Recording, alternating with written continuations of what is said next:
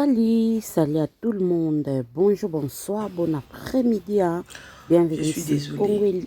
Bienvenue sur Esther Il y a des choses MMTV que je devais News. parler. On devait J'espère que parler vous entre nous. allez Donc, bien. je sais que, Congo Elika, c'est notre chaîne. comme aujourd'hui, Esther là, il MMTV, faisait c'est notre tellement chaîne. froid, Allez vous abonner aussi 80% massivement de mes là-bas. Ça nous vocabulaire, fera c'est parti. énormément du Il me bien. reste que des. Alors, restez branchés, Avec les scotchés dés, là, je ne sais pas ici. ce que je vais Esther dire là. MMTV En français, je ne News. sais pas comment je vais dire. Aujourd'hui, ce soir, ce matin, cet après-midi, ça Ok, je dépendra vais juste essayer. de l'heure Je à vais laquelle essayer, vous ok? allez suivre cette Na analyse. malili ya mbogo En tout nza cas, il y bezinga a à boire et à 80% manger. vocabulaire. On peut juste en Oui, français par wana. Na rapport à muklango cette wapi? affaire d'Alexandra, Na lati c'est cycliste chaud, Toboka.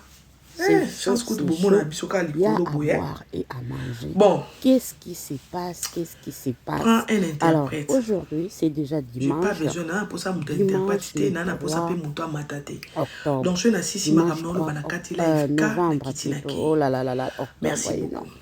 Dimanche Bon, 3 novembre partageons 2024. Alors, dans deux jours, comme tous nous le tapoter. savons, Bon, que avant de le commencer, programme a je vais été d'abord déjà mettre publié, le quelque chose programme a ici de été très déjà important fait pour pour les l'exposition gens. du corps d'Alexandra au Canada, bien sûr au Canada. Alors, tous les Africains, vous êtes tous Je ne sais pas si invités vous êtes au à courant de rendre ça. une, On va grandir un peu. un hommage à la petite N'oubliez pas qu'il Alexandra. y a la Ok? pétition.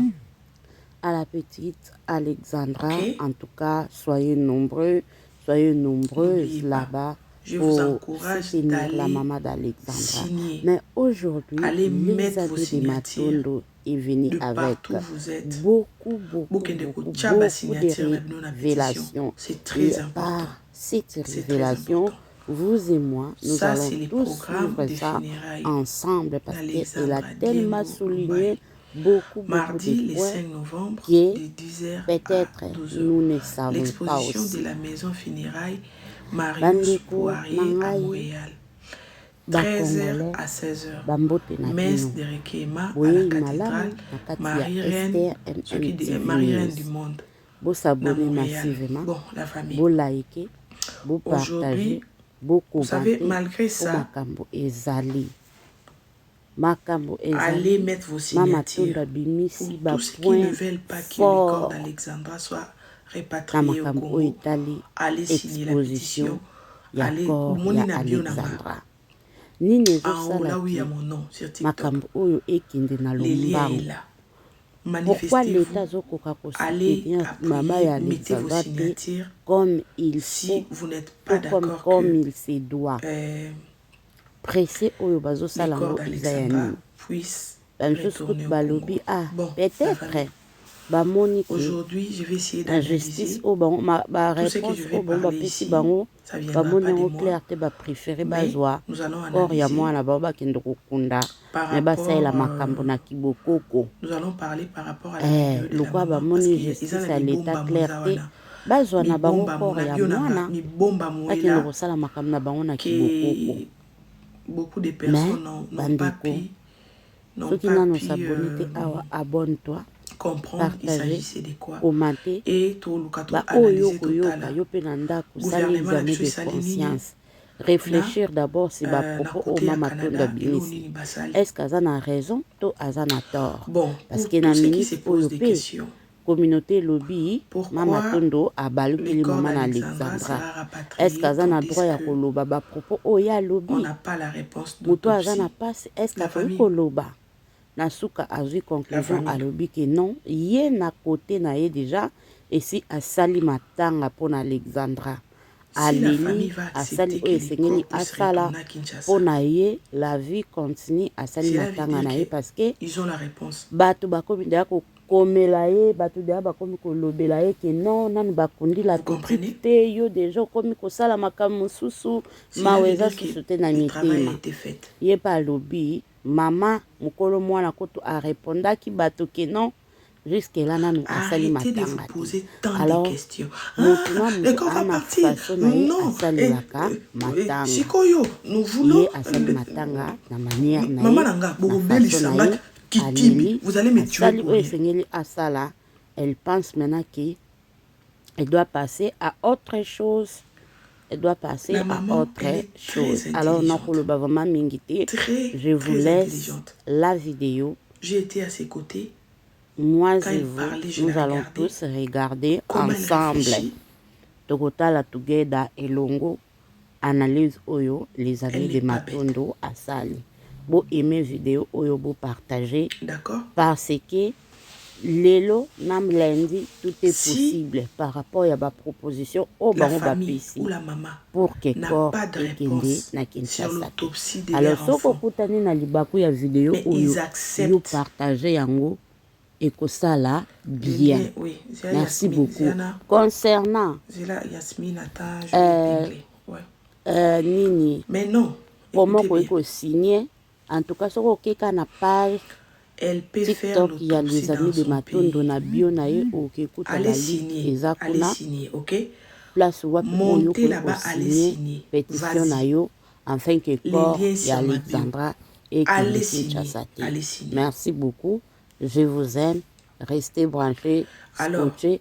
Any news tokozwa si, tokoye la bino. si Bisous la bisous. maman Bye ou bye. la Bonne famille semaine et bon n'ont dimanche à pas eu tout de le monde. réponse par rapport à l'autopsie de leur fille, mais ils sont d'accord que les corps de leur fille retournent au Congo, ça veut dire que la famille et le Canada, il sait pourquoi, la famille sait pourquoi ils ont accepté que les corps partent comme ça sans que leur fille soit, sans que l'autopsie soit faite. Vous comprenez? Donc ça veut dire que la famille ou la maman a la réponse. Pour les gens qui veulent savoir, bon, si elle a la réponse, pourquoi on n'est pas au courant, la famille? Elle peut avoir la réponse, mais pour elle, oui, elle peut avoir la réponse, mais la réponse, par rapport à la réponse, la maman n'est pas satisfaite. Qu'est-ce qu'elle va faire? Il y a des procédures qu'elle doit entamer pour qu'elle puisse éclairer l'histoire de sa façon. Mais en ce qui concerne le Canada, peut-être le pays a déjà fait ce qu'il pouvait faire. Et ce qui reste là, ça reste entre nous et la maman et les Congo. La famille, qu'est-ce que vous voulez?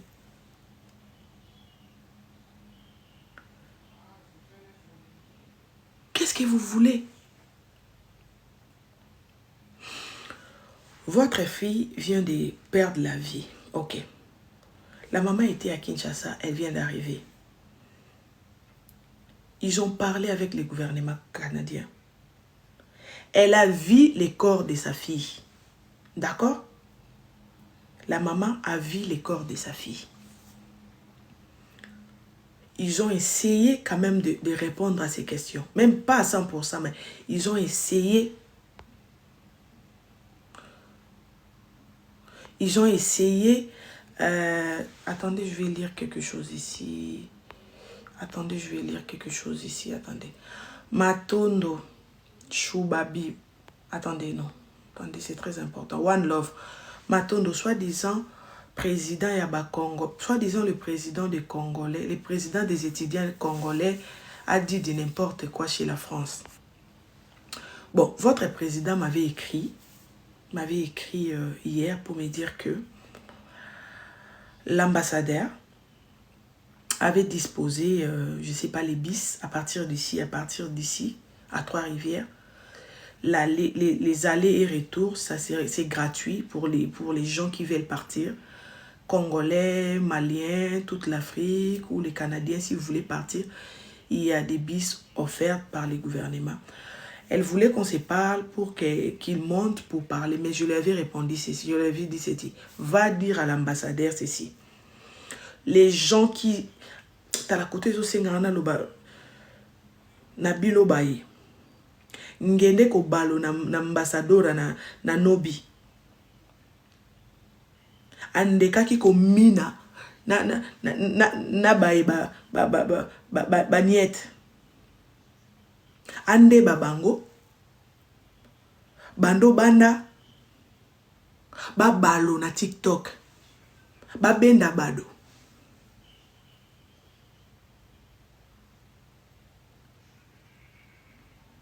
Il y a ambassadeur. Dans un restaurant, kuna. Bobia ki engilo nangai.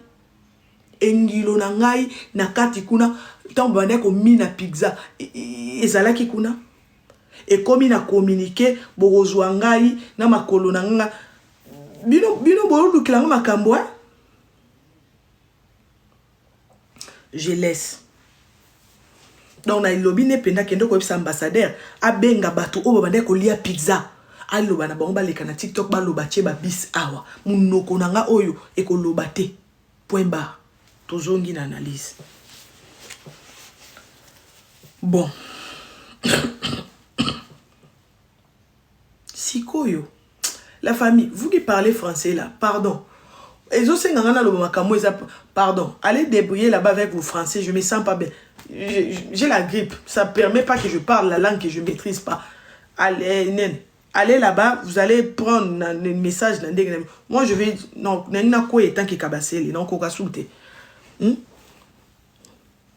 j'ai la grippe, donc à chaque fois que je viens ici pour commencer à chercher la grippe monte. La grippe monte, c'est pas normal. Bon. Mais non.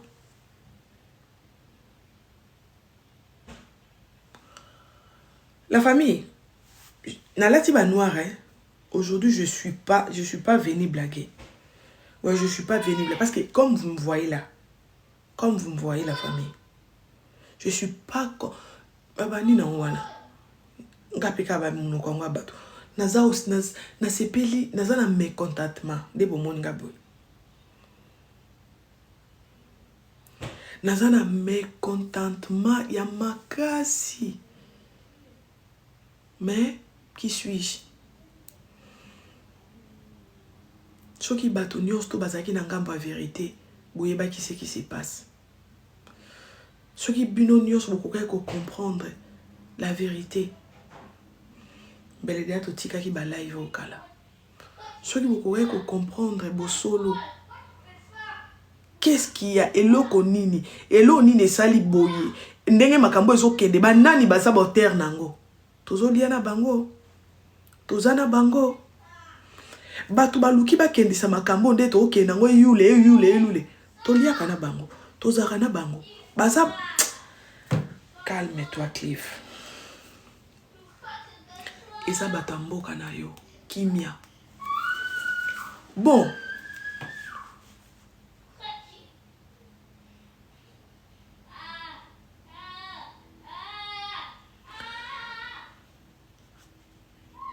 Le mot français pour les autres. Pour les autres.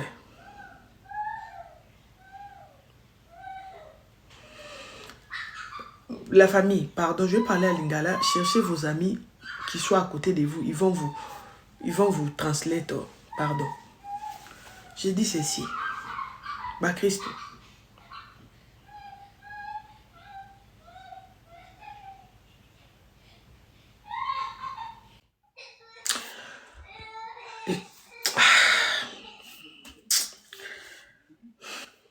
La coca bomba makambote. Nazarande na motema soso. Tema mokie. Nakoka na obomba makambote. Ngata attention na kalingi ndeti soso. Na bombi na frigo mokie na joti. Donc eza ndenge na zora crise pamba. Donc na rokalinga soso ngamoko na kalingi soso na bien. Na tie na congélateur mais à chaque fois je vais donc quand on a français on est codiota. Pour les gens qui parlent pas en français, donc moi j'ai un petit cœur, j'ai le cœur des poulets. Chez moi ici à la maison, je peux faire les poulets bien grillés, je mets dans les frigos. À chaque fois, je pars comme Nadodi. Je regarde le frigo, je ferme. Je sens l'odeur des poulets, je ferme. Je tourne comme ça, je regarde les poulets. Je suis comme ça. Donc j'ai un petit cœur. J'ai un petit cœur. Et puis vos histoires là, je te dis quelque chose, ne dis à personne.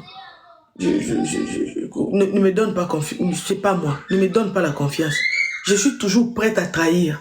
Je vais pas trahir, mais je suis comme ça, dans la vraie vie. Non, on va faire ceci, elle ne dit à personne, qui moi. Dès que tu me dis ne dis à personne, là, mon cœur commence à trembler. Donc, déjà, là, j'ai envie d'appeler quelqu'un pour lui dire que j'ai...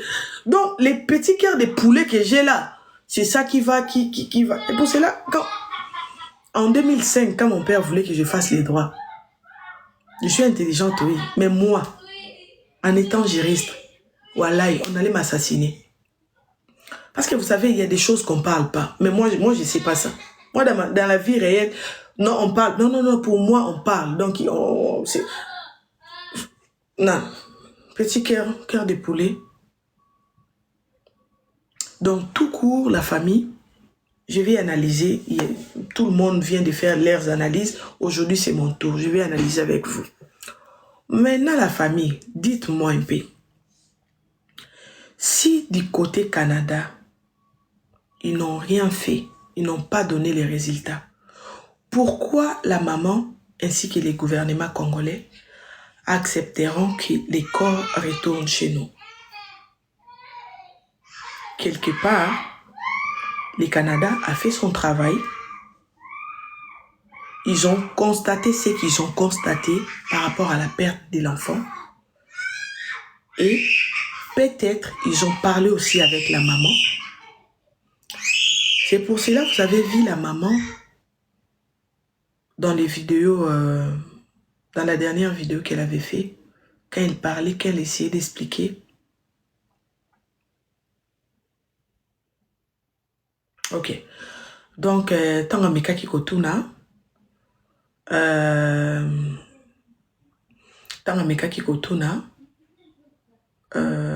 kolobana biso ke asengi justice. Na vidéo wana bandeko nanga, alingai kotalisa biso nyonso to. Alingai kotalisa biso nyonso. Nini oyo. Les amis, calmez-vous. Biferment. Kola. Alingai kotalisa biso lolenge nini asepela kite. Lolenge nini asepela kite. Ok? Donc, lolenge nini asepela kite na makambu oyo amonaki. Po amonaki mwana ye. Ok? Amonaki mwana na ye. Alingai kotalisa biso. Yango te ndeza problème nanga problème nangeza boye. Po tango ba maman bayaki na Canada, baya sans médecin légiste moko ya mboka na biso, tope baya na avocat ou akoka kwa compagnie bango. Et là on dit salaki batouana bayati. Est-ce que Canada est limité ki kaka des visas? Nazo robeta bino bozela. Canada est limité ki kaka des visas pour na kaka papa na maman. To na ndenge basengaki batu ba accompagner bango, gouvernement sengaki ka pona 2 personnes. Waniza ba question na otuna na osenga bino bogo mata na sima. De 2, boye bake po ba Canadien bakanga chambre te ya mwana. Batika chambre n'eta wana.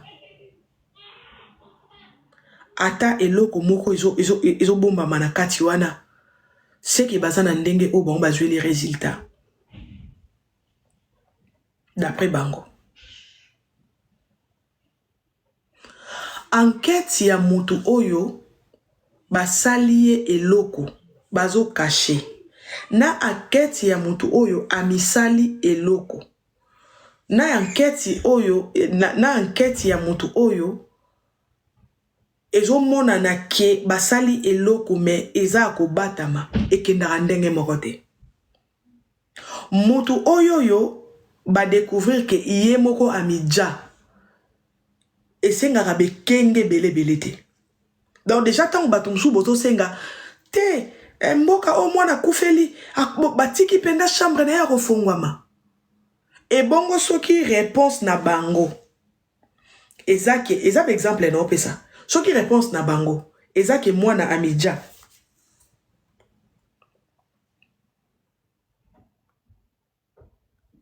Soki réponse na bango. Eza ke mwana amidja.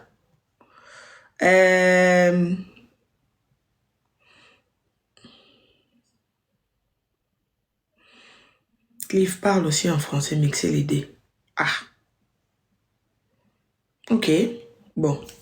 Je vais essayer de mélanger. Ça, ce sont les analyses, hein. C'est d'après moi, ok? Ok. Donc, vous savez, beaucoup de personnes, ok.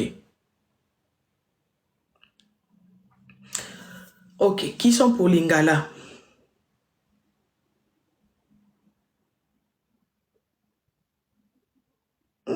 Babina Loba Lingala, donc je dois parler à Lingala, ok?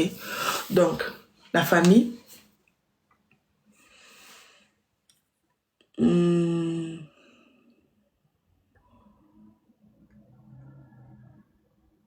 omoni muto akufeli.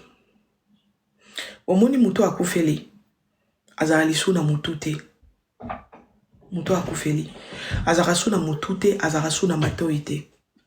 Soki yo ba ipsio o accompagner muto akufi. Arrêtez de m'écrire bonine.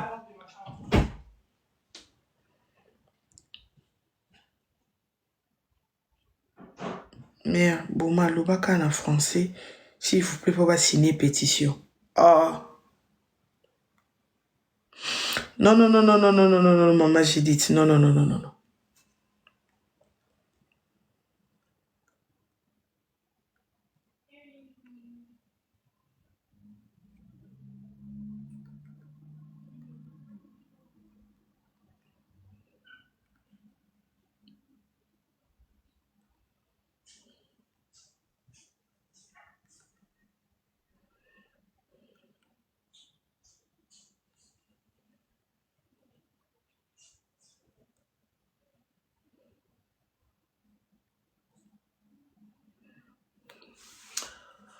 Ok, non, je répondais à quelqu'un.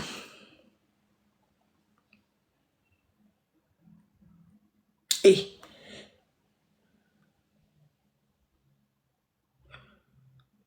il contribue ici dans les confins mixés. La famille, analyse, on a aussi les analyses nanga, ok? Comprenez, nga on a ça les analyses, ok? J'ai fait les analyses. Depuis que cette histoire a commencé, je n'ai jamais analysé, d'accord?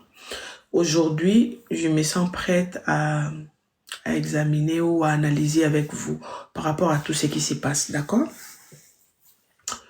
Ok, je vais essayer de... Vous savez pourquoi je ne vais pas parler en français? Parce que vous prenez ce que j'ai dit pour aller chercher l'argent de vos enfants, pour aller déformer. C'est ça le problème. Au début, on était des amis, au début. Mais à la fin, vous allez juste copier mes paroles ou, je ne sais pas, enregistrer pour aller analyser. Ma chérie, chacun a sa tête. Donc, je ne me sens pas obligée de vous parler en français. Non. Au début, oui. Après cette affaire, je viendrai avec la langue des Molières. Mais là où vont les choses, là, je ne me sens pas prête à venir parler en français. Parce que c'est ce que moi, je vais dire. C'est ça qui va vous donner la force d'aller ouvrir vos lives, là, va commencer à parler, sorcière, tout est. C'est pour cela que je refuse, je ne suis pas bête. Je m'en fous si Cédric est congolais. Qu'est-ce que moi j'ai à voir avec Cédric? Je ne le connais même pas. D'accord? Donc, laissez cette affaire passer. Et par après, pour jouer, pour s'amuser, on va parler en français. Mais ça, là, c'est très sensible. Je vais parler à ma communauté.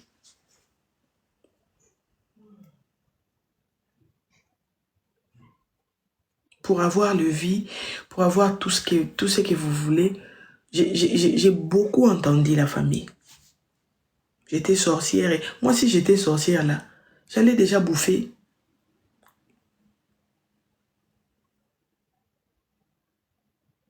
C'est ça qui me motive plus en fait. Je sais que vous êtes là, oui, vous voulez comprendre. Je comprends. Mais vos réactions. Nde bouke nango mabe. Bouke nango mabe.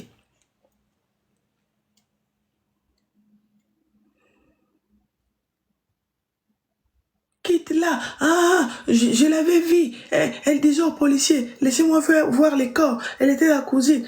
Vous avez un site. Les incites là, ça c'est pas un problème. Ça c'est pas un problème. Laissez la maman tranquille. Vous avez insulté, c'est bon. La maman est venue. On ne s'est pas vu. Ah, regardez, la maman n'est pas contente. La maman ne veut pas la voir. Ah, ok, c'est bon. Je suis allée voir la maman. Ah, regardez, elle a mis ses lunettes. Elle a mis ses perruques. La maman est devenue comme une boniche. Ah, c'était en français. Hein. C'était en français. Là où on m'insulte, là, je suis toujours là. Dans vos lives, là, quand vous parlez en français, vous insultez. Ne vous en faites pas. Moi, je suis toujours là. J'entends tout. Des fois, je rigole, je suis là. Ok, c'est bon. Après, hein, la maman est allée voir là où on avait vu les corps de sa fille. Pourquoi tu vas filmer? Pourquoi tu vas... C'est l'intimité. Nous, elle a filmé. Vous avez insulté.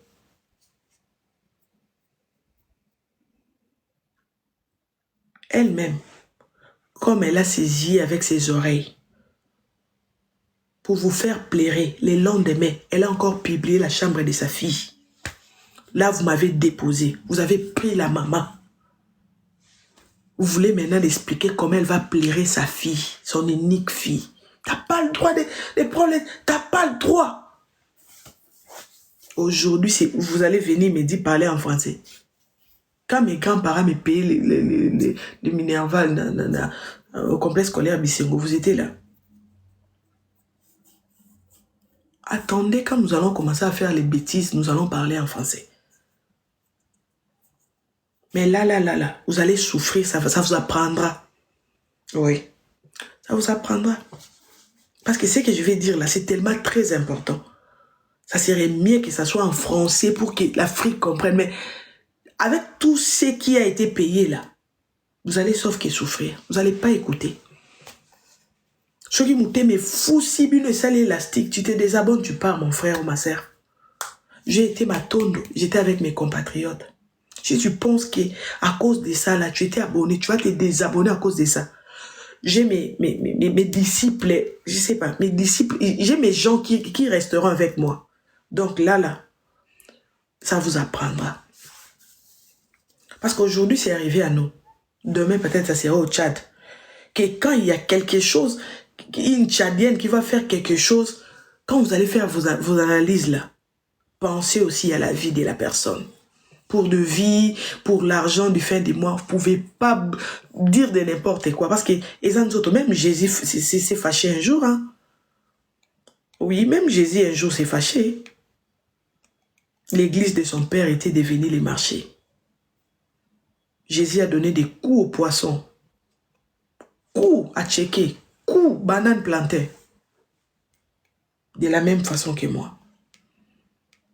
Et la revanche de tout ce que vous avez fait là, c'est l'ingala qui serait activé ici. Et puis ce que je vais dire, c'est tellement important. C'est tellement important. Normalement, c'est tellement important. Donc, normalement, ça devait... C'est en français que... parce que c'est l'éclaircissement, mais à cause de tout ce que j'ai écouté là, la réponse c'est l'ingala. Merci beaucoup. Bon, bah Christo. Nalobi boy.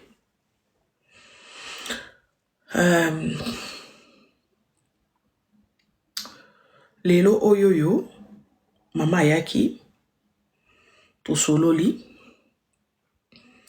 basali azaki accompagné na gouvernement ye, basungi ye, amoni nzoto amona na ye, ba décidé corps et bima le 5 novembre. Après, bon, ça la messe, témoignage, tout ça pris bokabo ani bokei. Ngai message nengina lobana no nengina lobana maman parce que tout ça non koko lobana ngote en face boy. Ouais, je sais, je vais pas généraliser, mais bah, je réponse, il y a des compatriotes na bango. Alors, je sais que maman, to soit qui t'en coûte à nana, to solo la mais ma cambo d'angina lobanayo, n'ongena koko lobanango en face TV que tu sais qui n'a moi battu belé. Pardon.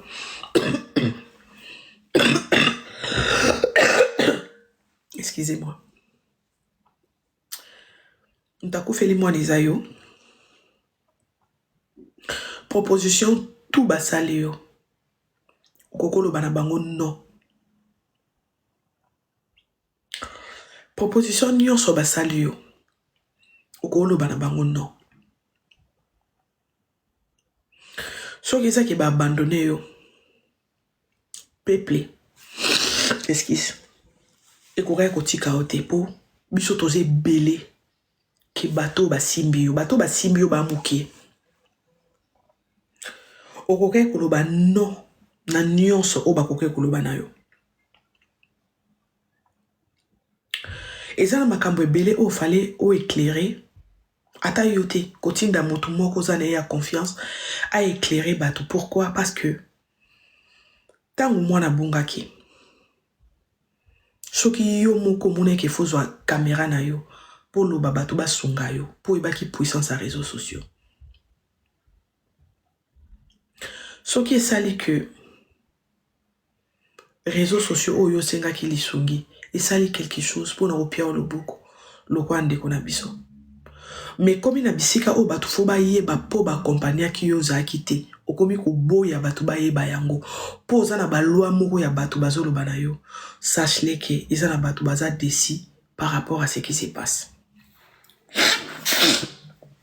Lelo batu ba opesa o ba loi tango lo ba na mwana na yo batu ba ke koluka ye batu wana lelo o basimbi o baza kite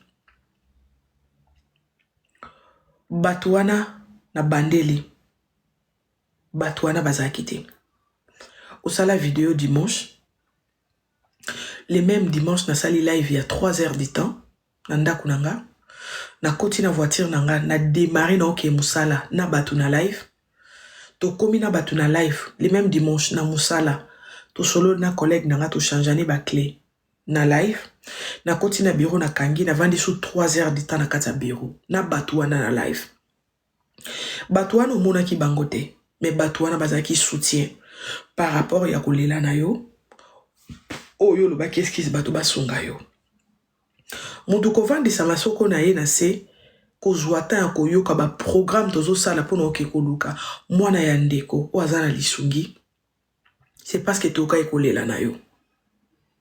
Mais ce qui ezala ke to moni kolela na yo to sangani lokwa moto moko to sali o photo sala mais na suka nango batu wana baza suna droit comprendre ce qui se passe parce que oza accompagné na batu mo songolo pakala na koyipsa yo na otala ona misu pona lo bano vérité batu wana baza akite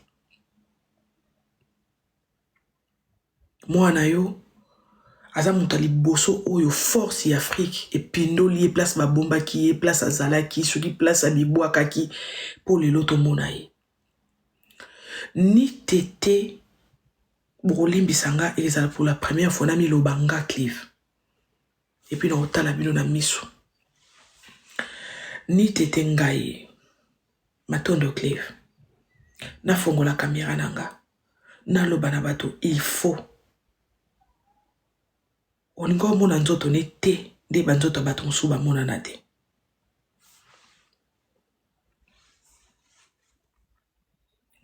e ngai wana na lobi ngai moko pete na bato nyonso o ba croyaki nanga ke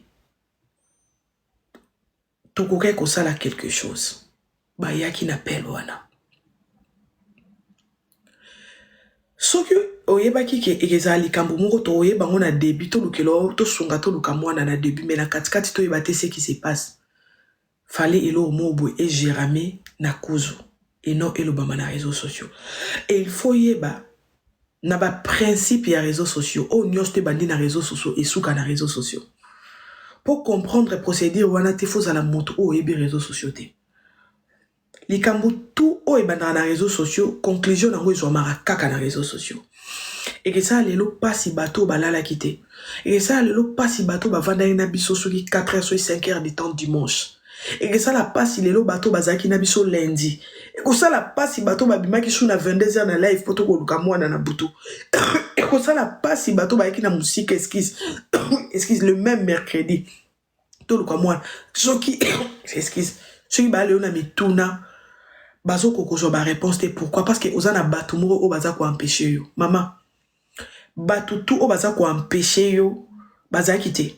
Atalo na miso pona loba nao. Au moni bato o ba webso quoi que ce soit. Baza kité.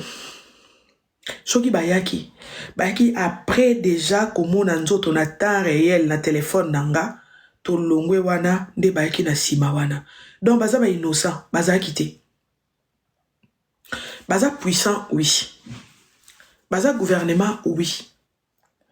Mais na débit n'appel na yo, baza late. Omoni bato nyonso ba osala kité ko expliquer te et ko sala scandale, ko lobate, ko pesa position te ko bimiselo côté. Bango te mbakufeli. Pasi ozanango, yomo kam tozanango. Pasi ozoyoka, yomo kam tozoyokango. Bato baza tout autour na yo, bazo kangote. Et ça na bato msou baza tout autour na yo, baza tout autour no po na ba côté musala na bango. Et ça na bato msou baza tout autour na yo. Ba ye wana po moi azana moi poste na il faut ba mona ye ka sala ki quelque chose. Et ça na bato msou baza tout autour na yo. Ba yebi pourquoi bazo sala pona bo mawate mais bazo sala pona ba poste na bango, pona ba poste na bango. Et sengi bongo. Mais bato o ba lala kité. Bato o bazaki na yo, bazaki na sima maloba na yo. Bato o bafanda ki ba accompagne. Imaginez ce qu'on a benga ki bato to ya to kuta na bayete. Ba kwa ki na maloba na ngate. Yeba ki mwana nga mona na te. Yeba ki mwana nga mona na te. Je mwana mona na ki. Eza par rapport à impression to pesa ki lundi. Lundi tant to ye 30. Je sais pas si tozaki na batongo wana. Niveau tozaki déterminé okoloba ki tozonga lobby. Lobby nango tongo ba moni tozongi déjà ba 100. Jonas mbisi ya 110 Jonas. Mbisi ya 110 Jonas. Donc pour ceux qui mercredi wana tomo mardi wana tomo na raté. Mercredi tongeto ya 200. Bolimbisanga. Na oloba lelo. Baloba rate soki bukanginga munoko bukorompre nga. Deti nga boy.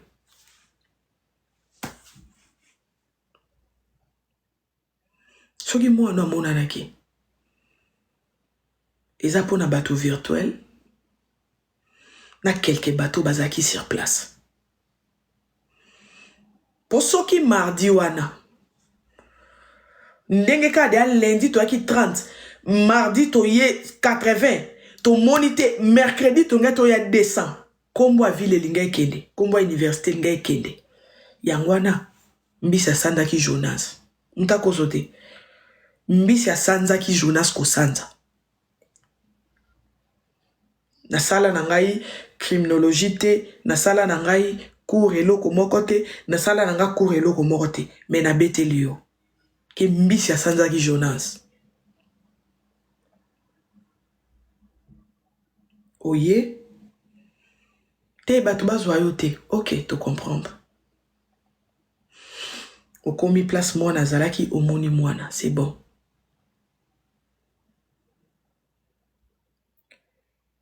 Bato o baye na yo, basali musala na bango, poza compatriote.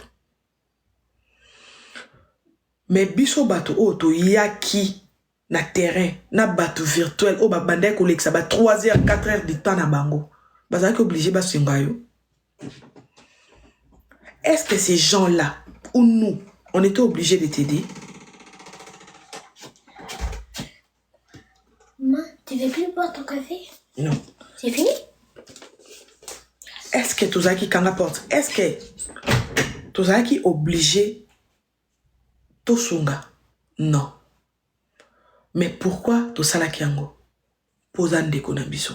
Mais batu o bazo ba compagnie yo. Bazaki obligé basunga yo. Oui. Les obligations na bango. Moni batu o bayaki na yo. Eza obligation na bango basunga yo. Parce que bango baza république. Yo za compatriote. Mais biso o toza lokola yo tokokaki to tokokaki pété. Mais soki to salaki yango po toza bandeko na yo ozaki na bosenga wana fo tosala yango mokoko sala teke na suka tango komi na terrain to comprendre sur eloko te. Bon, pas moi, les autres ba comprendre sur eloko te. Bazanga ba réponse. Bazana mituna o bazangi ba réponse. Babanda komi tuna to komi wapi? Pourquoi? Pourquoi ko réseau kende? Est-ce que basali autopsie? Réponse c'est nini autopsie? Pourquoi ba répondre te? Mais pourquoi ko réseau kende na Kinshasa? Pourquoi eza rapide? Mais eloro ni ne salibo kende na rapide bongo? Pourquoi eke na légèreté? Bazana ba question ebele.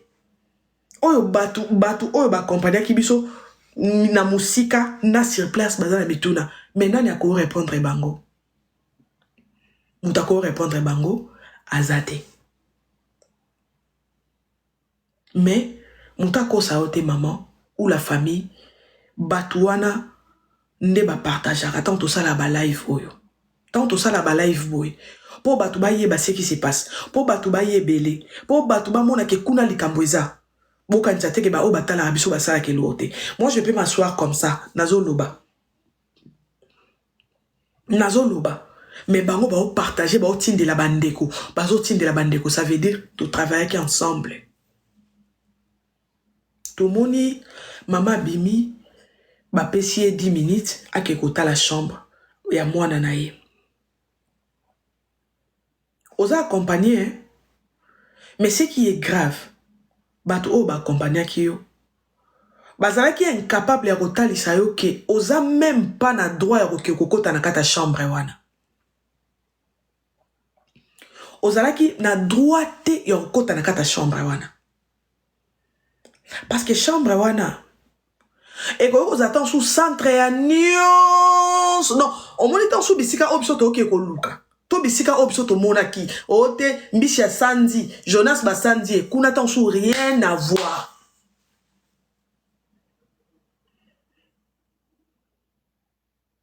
Oh, Alexa, place to baneko ko ganga oueti, mwana mama.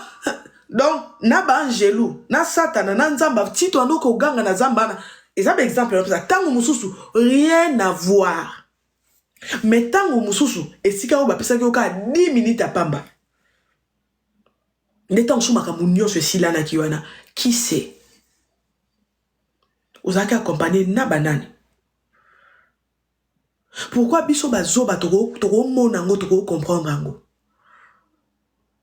Mais bato oza na bango, je sais pas, soy ba pekisa ki yo mo yo ka kité, mais bakoka ki ko talisa yo te ko kotisa kama kolono na kati wana, ko bimisa biloko na kati wana, eza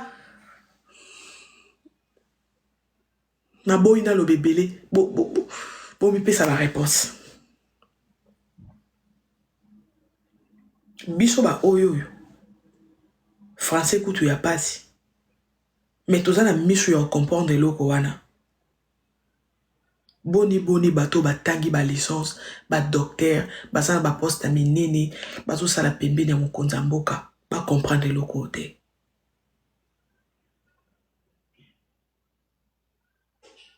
Des deux. Olingi bo solo na liwa ya mwana.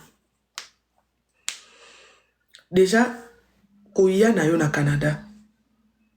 Aya kana bo solo, baya kana minda. O ezaki déjà impossible. Monganga o auti na mboka na biso. Boye na ete. Motami beko o auti na mboka na biso. Boye na ete. 2.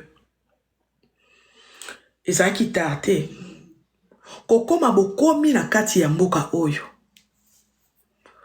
ozalaki na droit te yo moko okende komona nzoto na ye tant que oza na bato ya mibeko na yo te oyo ezake bakoki koluka baprotege oyo parce que eza na mibeko oyo oyebi te oyo ekoki kobalukila yo na kati ya mboka oyo malgré yo moto perdre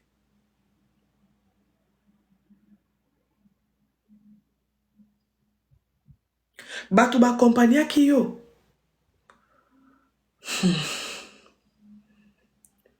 na kokoma na yo mbala moko okokai mpe kozwa moto ya mibeko oyo akokouvre yo moto ya mibeko pembeni na yo eza na couverture ya yo oyo akotalisa yo mibeko ya mboka oyo eza ndenge nini oagir yo moko oagir yo moko oagir yo moko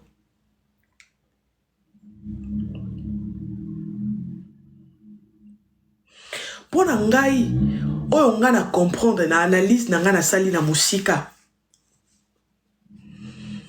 État oyo on dirait au devoir les sous biso ba congolais eloko te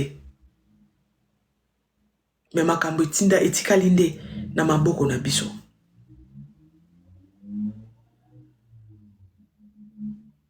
conséquence ya ozongisa nzoto na Congo boyebi yango bon boloba nanga yo za muta mibeko te ok non pesa minoka exemple ya mwana o baboma na Turquie mwana o ya Gabonais baboma na Turquie ti lelo réponse exacte vous savez pourquoi pamba te soki bokosamba na Turquie avocat oyo bokozwa yenda kosenga médecin légiste wana esengaka nini esengaka nzoto ezala wana donc tokosamba par rapport à oyo mutu na nga na ye na sengi azomona mais soki ezaki tolobi makambu oyoyo esilite makambu oyoyo nzoto ezongi na kinme tokoya kolande la justice pour Alexandra donc c'est que muta mibeko oyo tokozwa bako imaginer par rapport ya ndenge nzoto ezalaki mais nzoto bakokundango déjà je sais pas où soki na Gombe soki wapi. Je vois quelqu'un qui me demande pourquoi vous lui avez pas dit ça madame. Qui suis-je? Nazanani.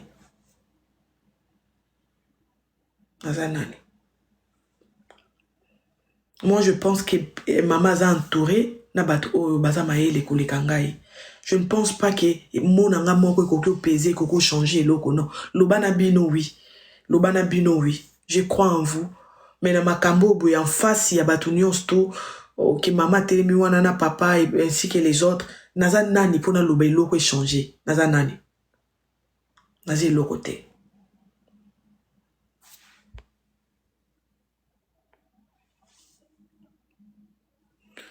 Alors soki bozwi nzoto oyoyo bozongisi yango place bozozongisa yango bokita bomata bokangi yango pourquoi pamba te to imaginer ce quoi ensemble corps ebimi les 5 et côte en avion les 6 les 7 eza déjà na Congo bakundaka te bakundi bon mama foazonga na Canada poto samba donc mama koya a joué Mutamibeko ozwa médecin légiste wana bako samba ba osala examen par rapport à ba papier o ba opesa bango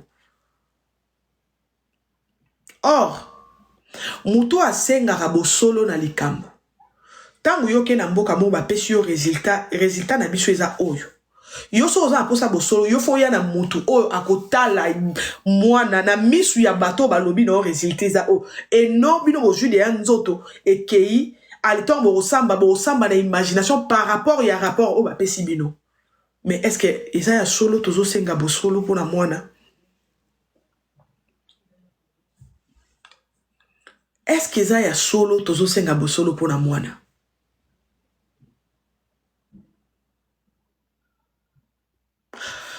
Mwana za yo. Mwana za même pas ya président de la République na biso. Je sais que vous avez enfermé maman. Sache-le que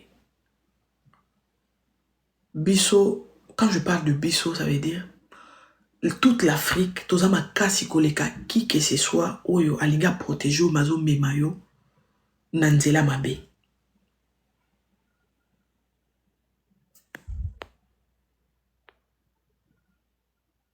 Attends, qu'est-ce que tu proposes dans ces cas? J'ose, attends.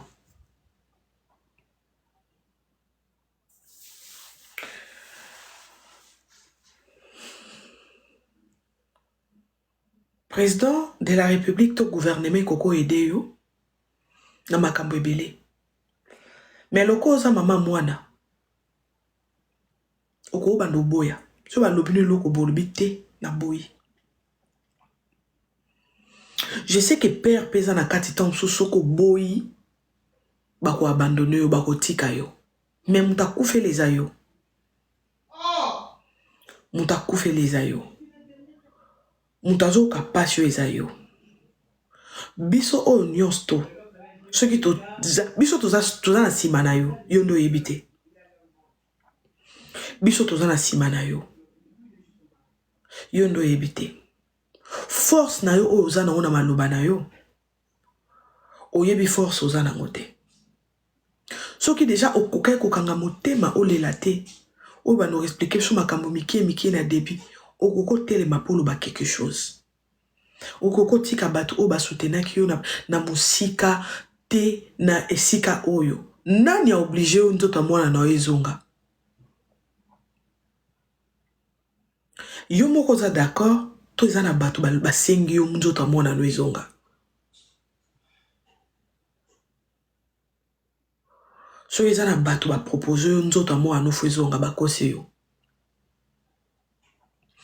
Pamba te yo kana pesa o suite ya kozonga na ye. Soki nzoto mwana ezongi eke ozongi poto luka justice. Eke ozui justice basambi olongi.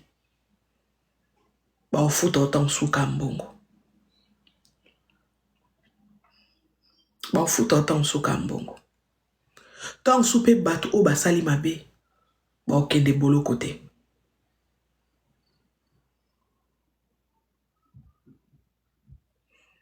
Erreur grave ezali. Ya ko salisa mutu o akosambela yo.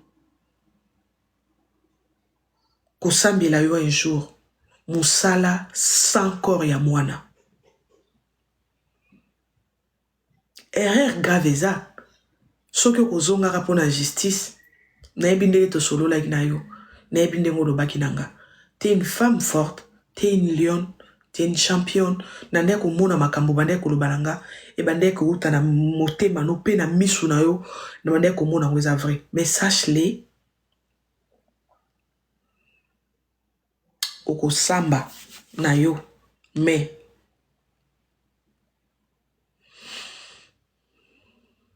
Oko samba na yo. Oko samba na yo mais. Sans corps à mwana. Moni nzoto wana. Ekoko vanda ta inane. Nzoto a mwana. Ekoko vanda awa. Ata inane. Moni biso. Quand je parle de biso, je parle de l'Afrique. Toko bando futa nzoto a mwana wana na malili. Mututa sous-estimé biso. Réseaux sociaux na force mosusu. Ce que ça qui est le président de la République mosusu ba bengana na ba on a réseaux sociaux mais d'être bengana ba président mosusu.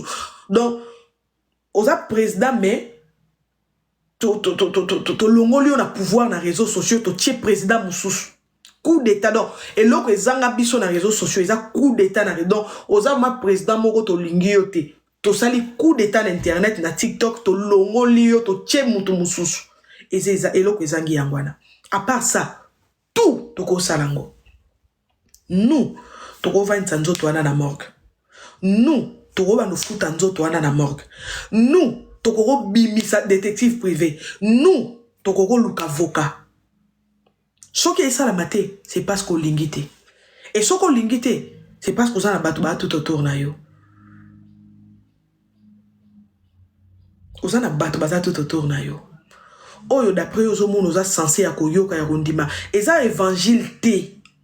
eza évangile makambo eza évangile te oloba oui amen na yoki non non na kati ya makambo oza na droit oloba na boyi non ote mutu kinganda lobi boye non oui te na boyi donc nyonso wana ko olobango. Je sais que père pétancho eza peut-être que vous allez délaisser. Non. Au moins une population vend de sa président. Eza pe une population ko boya président to fongoli porte coup d'été salami balongolio. Au moins Mobutu. Président Mobutu. Bazaïro mutu basala balongolaye. Pour bazaïro babande ko laksa na mokili ki to lemba ki Président Mouzé Kabila chose qui force au kota parce que bazaïro balinga ki eli sauté. Babande ko laksa ki to lembi yo biso nde to sacrifier to sedai mais na propre. Pas ndenge bamboka mso esala ko to sala guerre civile to bomba to laksa ki to bom non to lembi yo mais na propre to sala lo côté plutôt côté si mutu mususu de la même façon que bako ko abandonner biso Afrique to telemi to yo to simbio na maboko to kena oliboso. Je sais pas ce qui eza na mutu akoko ndimela biso na koko lo banote ke soki ozo croire les biso. La manière donc maman quand tu étais à Kinshasa ndio mosenga eba sungayo tu étais à Kinshasa mais au mon accord à moi on a temps réel sans biso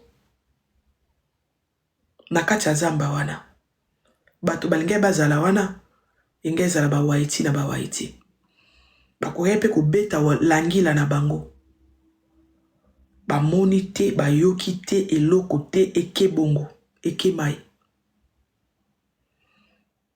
amour wana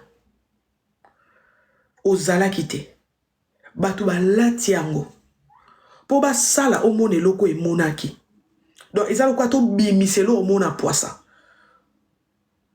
to sandi sa mbisi Jonas po mbisi asandaki Jonas na posa na ete to sandi sa yango ozaki te tozaki payé te tozaki pas obligé te les obligations ya gouvernement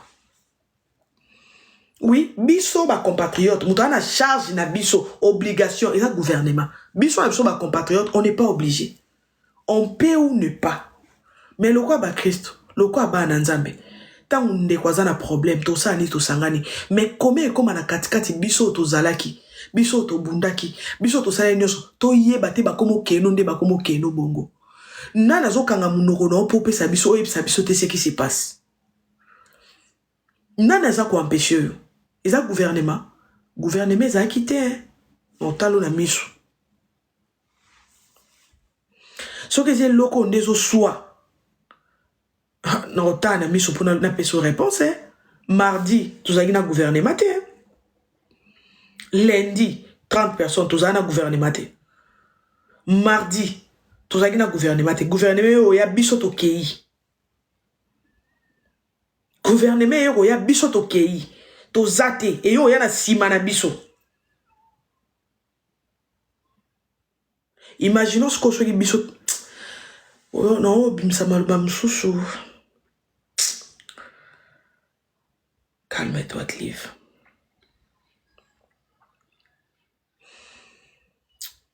zana confiance à bateau basunga kiyo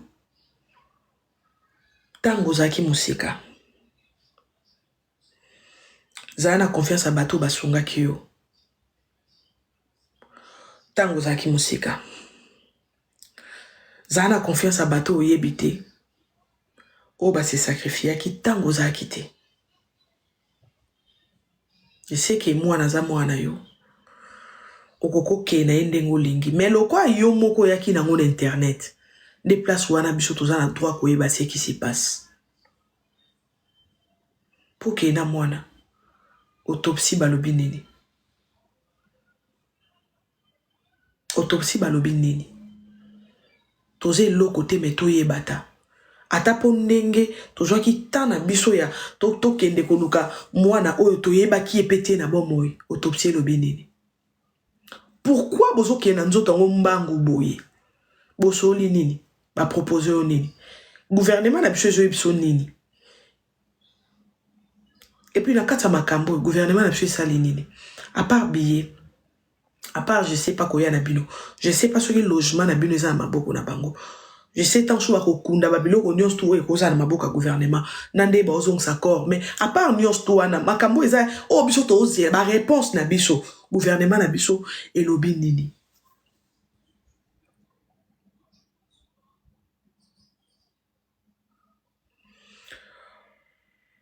Loboko yo. Tope ndako, tope nzete oyo. E bomba ki yo natanga moi. Tope natanga mbula.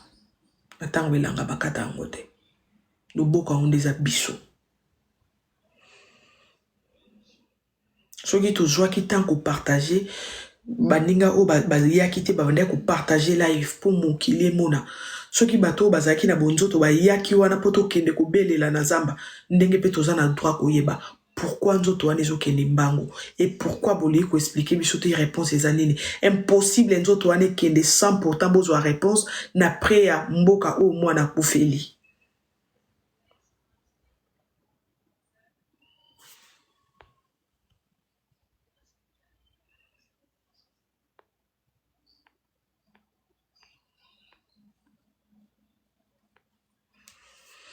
Non, na moni mutu mwa comme gouvernement na biso ah ils en a droit té.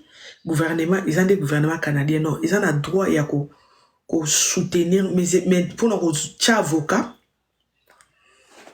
ils en a droit ya ko avocat, ils en a droit ko luka médecin légiste. Oui. Au moni dès que ba quitter un aéroport, fallait na ko kita maman ba présenter au avocat yeyo au médecin légiste. Gouvernement na biso ezaki na droit ya koyeba ke mama wana zaki na droit ke komona nzoto na yeye mokoti. Gouvernement na biso ezaki na droit ya kocha mutu amibeko akoyebisa ke tu n'as pas le droit ya na kata chambre wana. Gouvernement na biso ezaki na droit wana ya na aéroport tanga zo kita akutana aza na avocat mbala moko na médecin légiste. O akoyebisa mibeko mboko yo. Kolobana ngate gouvernement na biso ezana droit wana. Non, droit ya gouvernement na biso yangwana. Ils ont un droit ya bazana médecin légiste bazana na avocat pour na ko soutenir yé. Au monde isko kozanga bato wana mama sa libéré rebelle. À côté na chambre. À côté na chambre. C'est pas de sa faute. C'est pas de sa faute la famille, c'est pas de sa faute. Aïba kité. Orton yazo sala bongo. So que ça que mwana bajai baje mwana bato wana ba osepela ba loba oui ye moko akeko limwisa masolo. Nana za la faute. Nana za la faute. Et so eza na bato fo ba yebisa ye makamuni fala sala. Eza banani, bato ni banani ba ye na ye aw. Tout ça va bête te. To yaka na réseaux sociaux ko ça ba mentir mais to réfléchis ça ka.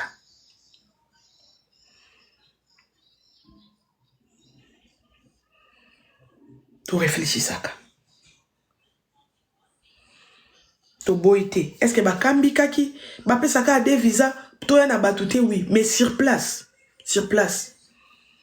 Ba avocat ba juif baza. Ba juif ba corrompa ba juif te. Ba corrompa ba juif te yaya. Ba avocat ba juif baza. Ba médecin légiste ba juif baza. Bo kena ba onka bo juif kara en juif bo juif bango ka wana. Nie.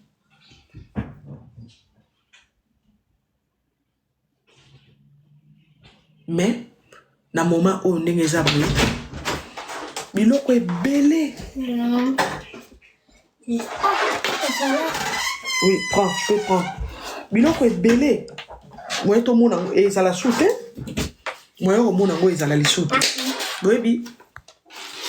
Biloko est belé. Moi yo ya kozwa ngo ezala soute. Je sais avocat ozwa manae mais a ozwa avocat. Sors. Avocat kozwa makan. Tant nzoto déjà zongi. Tant nzoto tie zongi. Et avocat o bakoya na eba ozwa na Canada. Au samba ndeni. Au samba na Ba photo, Nathan sous image à filmer, je sais pas quoi. Oui, koto yo boy, koto boy. Mettez les registres, alors t'as la banzo, on a ba photo, la famille. Allié biso déjà 3 points. 3 points qui ba nanzambi ba Christo. 3 points qui. Je suis car bazu, ata bazu avocat. Ata bazu na bango avocat. Problème té. Mais na avocat wana. O bazu wana. Et sali ke na avocat wana. O bazu wana. Et sali ke ayeko samba. Na ba photo, na ba image. Nde 3 points ke. 3 points. Quand déjà les 5 nde bozo kende kuna kolela. Les 6 ba ke nde 3 points ke. Donc nde boke bon nde 3 points ke ba boko.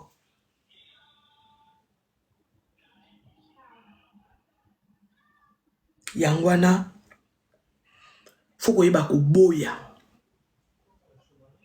Et puis faut qu'on y ait croire dans ma compatriote na yo. Faut tout ça qui capable ya ko sandi sa bato insanzamable. Bato bakenda mais non. Force mo sandi si et bimisi makambo et mesana ko bombama. C'est que to koza capable pe. Yako futa avocat, yako futa, yako to koki. Mais lelo oyoyo. Moi je crois en vous, pétitieuse à l'icolo. Allez signer pour les gens qui ne sont pas d'accord que les corps puissent être répatriés. Malgré qu'aujourd'hui j'ai eu des confirmations, malgré la pétition, corps et Rosala répatriés, mais je crois en vous. Je crois en vous. Allez signer en haut sur ma bio. Tokende, to signer. Les Cambo étaient à Beno. Et là, on a quatre wana boye biteza que. Faut boye ba que RDC na Canada. Tout ça na relation moi qui toko. RDC na Canada. Tout ça na relation moko ya kitoko na bango. Et mboka o boza bazara na ba relation kitoko. So ili kambo ikwe ikuna. Yeba ke mboka na bino egelinga te bebi sana mboka wana liko na yo. Ah, je vous dis, hein. Mboka na bino ekolinga te ebebisa na mboka wana pona yo na kati ozwi likambo. Non. Babando yebsoka makambo. Yo bando za wana ka oui amen. Oui amen. Oui po na réalité ba luka te ba bebisa bondeko o bazana ngo. Parce que makambo oyo ekoti dia likambo a des pays. Donc ta osibira ngo eza yo mama na mwana. Alors soko timbeli yango déjà munoko nozaka na non. Na po souki sa tous les deux pays wana. Ah oui. Po souki sa bango fo po bango ba otala m'intérêt na bango. Oui, tozaka bien, toza bandeko, nos alliés. Bon, yo mo anwa kufikuna, qu'est-ce qu'on va faire? On va soutenir que les corps rentrent, on va enterrer. Bon, c'est l'eau moins commis, mais toza. Donc faut boye ba ke bango baza bisika na mo ba no garder puis yo akufi oui c'est bon, bah ici on va aider pour zonga et ke bongo donc yo so roza la posa non na lingi bo solo fwe uta na yo o kontete na deux pays oyo baza na bondeko yo luka bo solo kati na bango non.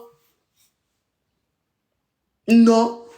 Ce qu'on comprenait qu'il y a bien avant, on a ko boya makambo ebele, mais ça qui passe au comprendre dango. Ça qui passe.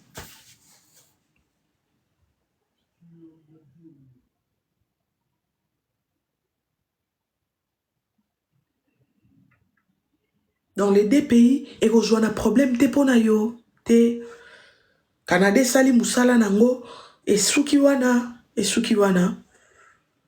Au moni mwana na yo. Le résultat ba pesi yo oboyi yango. OK. Soki baza na bondeko na famille na yo na Congo kuna.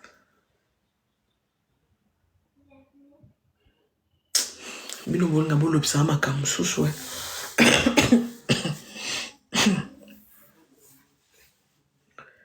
yango wana omoni merci na réseaux sociaux oyo ekosala ke bato moko baabandone oyo baza makasi mais bato ya monde entier oyo baza biloko te basangana bakweyisa bato ya makasi wana bapesa solution oyo olingi mais fo ozala ya kofungwama envers bato balingi bayapa na yo envers bato baza na posa na yo.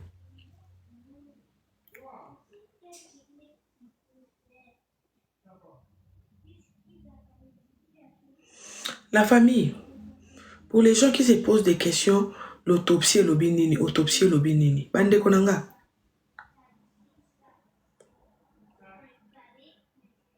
Et ningisi, et bouger.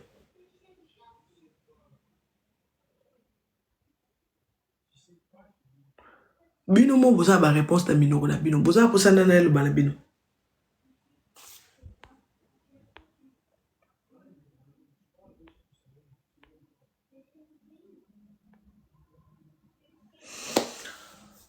Bon.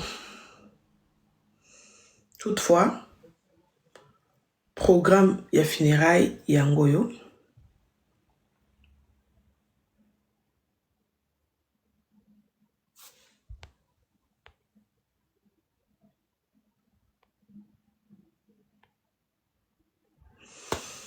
Donc, non, je sais pas. Ntokoyeb sabiso,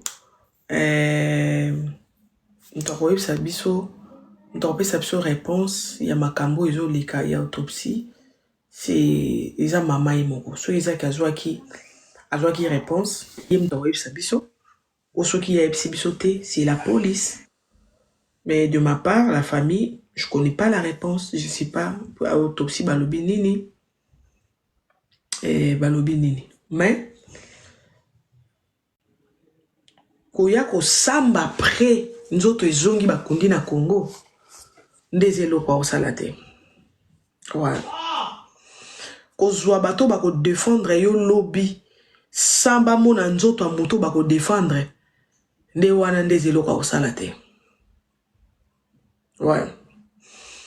Tout sauf un jour tout le justice mais sans médecin légiste ya côté na yo azala wana amona nzoto ango yemo kwa simba yemo kwa confirmer donc wana iza ko salelo te. OK, wana iza ko salelo te. Mais iza pasi mingi. Iza pasi mingi makasi. Iza pasi mingi.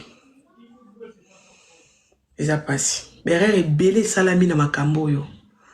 Berere belé salami na makambo. Pourquoi? Mère azaki yemoko.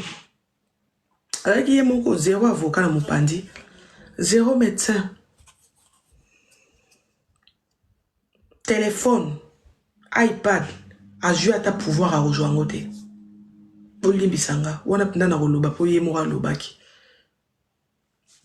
Baboyo ba pesiete soit disait ça celui wapi batindaki fois zelaya donc yemora za droit au joango te fois lukavoka iPad na téléphone so ina nini ezali mais bambila batindaki on celui wapi eze sika moko boy batindaki mais pour azwango il faut des ande na droit ya molobeli na ende fois azwango nani ayebi soki place batindaki yango kuna na suki wana. Merci beaucoup papa Freddy nazo yokayo. Bonjour. Merci beaucoup, Maman Matondo. Merci beaucoup aussi à tous les frères qui sont ici. Je vais paraphraser un peu ce que vous avez dit. Non, pas vous dire. Je dis paraphraser, pas les contenus, mais paraphraser, au fait, le gros. Je ne dis pas les détails, le gros de ce que vous avez dit. D'abord, chers frères, l'argument de Maman Matondo est très important. Ce qu'elle a dit est important. Si elle parle français ici, vous avez des éléments que vous allez puiser pour aller faire vos lives, pour aller faire vos contre-attaques, pour aller taper sur elle, pour aller faire tout ce que vous faites, parce que vous allez dire que nous avons la preuve. C'est Maman Matondo qui l'a fait. Voilà la vidéo. Suivez. Vous mettez pause, vous l'attaquez. Ça fatigue quand même.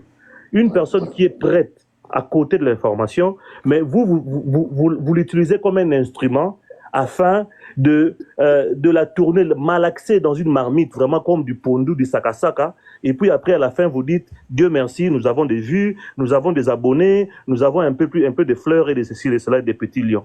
Ça aussi, ça dérange. C'est vrai que il n'y a pas que vous. Il y a aussi nos frères congolais aussi qui le font. C'est vrai. Mais en attendant, si nous voulons vraiment travailler dans l'unité, quand Maman Matondo prend ces temps ici, elle pouvait s'occuper de ses enfants, hein. Elle pouvait s'occuper aussi de tout le monde ici. Il a des occupations. Mais le temps qu'elle prend, d'abord avoir l'information, elle est venue vous le dire en français, ok? Alors qu'elle n'est pas obligée. Elle n'est pas obligée. Personne ne la paye pour ça.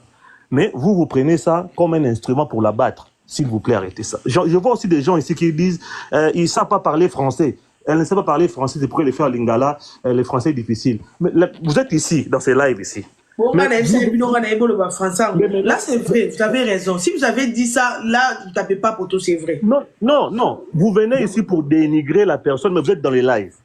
À un moment donné, un peu d'égard, un peu de respect. Parce qu'elle a fait plusieurs lives en français ici. Vous l'avez insulté. Nous, on a vu ça. Vous l'avez dénigré. On a vu ça. Vous êtes là exhibition. Oh non. Mais depuis que la maman a fait la vidéo, qui parle encore? Personne. Yeah. Donc c'est que Matondo, championne d'exhibition, maman aussi exhibitionniste. Voilà. C'est vrai qu'on ne vient pas ici pour éduquer qui que ce soit, mais à un moment donné, quand vous voyez vos propres frères, ok, qui viennent pour taper sur Matondo, vous devez aussi monter pour dire à ces personnes-là, arrêtez, à vos frères-là, arrêtez, ne faites pas ça.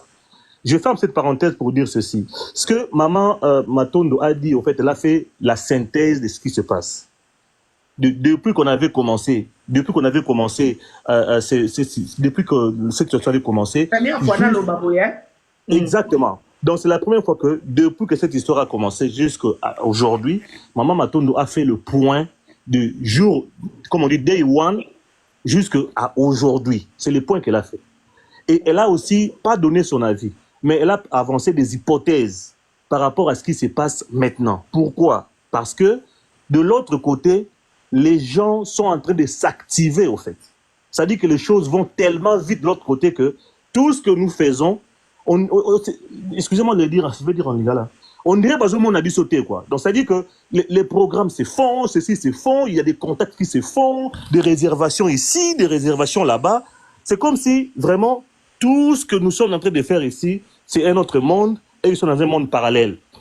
Voilà pourquoi Maman Matondo, en montant ici, en lançant ses lives, elle a préféré maintenant aller sur la maman. C'est vrai, nous étions ici tous en train de dire non, laissez-la pleurer sa fille et tout, mais après nous sommes dit, Maman Matondo a dit non, revenons un peu à la maman.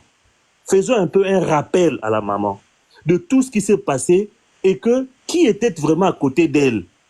C'est vrai qu'aujourd'hui, il y a des gens à côté d'elle, mais qui avait commencé avec maman?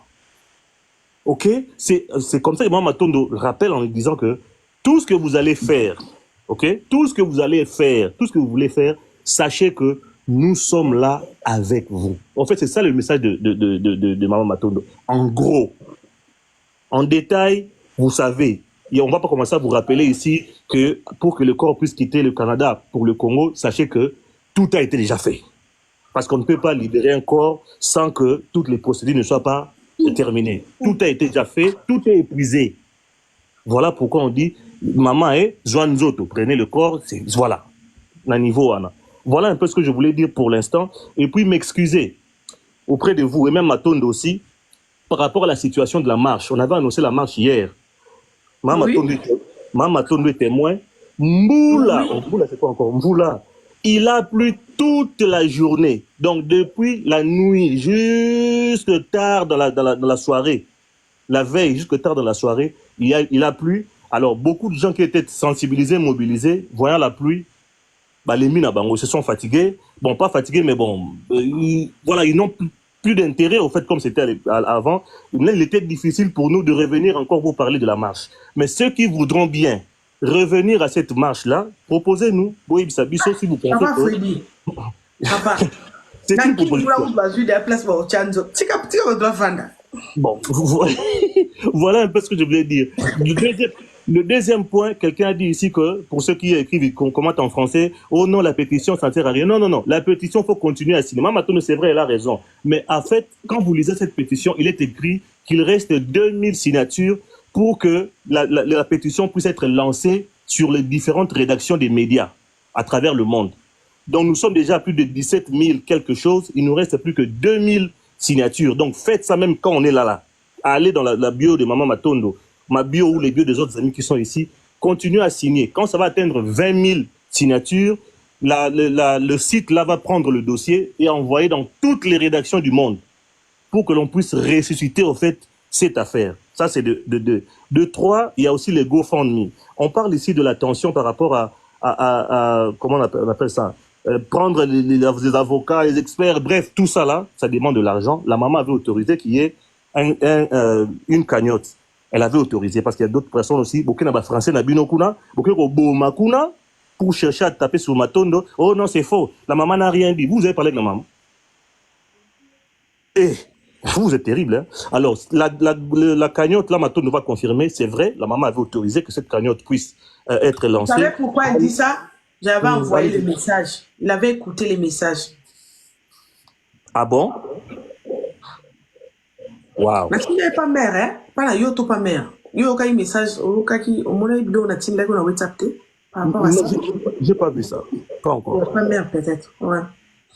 Donc, voyez un peu. Donc, la maman avait autorisé que cette cagnotte-là puisse être lancée afin de la soutenir aussi. D'abord, la famille, attendez. Moi, je vais vous mentir. D'abord, la personne qui a fait la cagnotte, c'est une centrafricaine. Vous comprenez? Donc, moi, Cliff, je vous mens en vous envoyant aller contribuer. Est-ce qu'il n'est pas Moutoumou Raza Moutambo Kanangate? Mais tout ça, les copes. Hey. Voilà. Nazo en français, oh papa yoza Camer tobo. Ok, na Camer.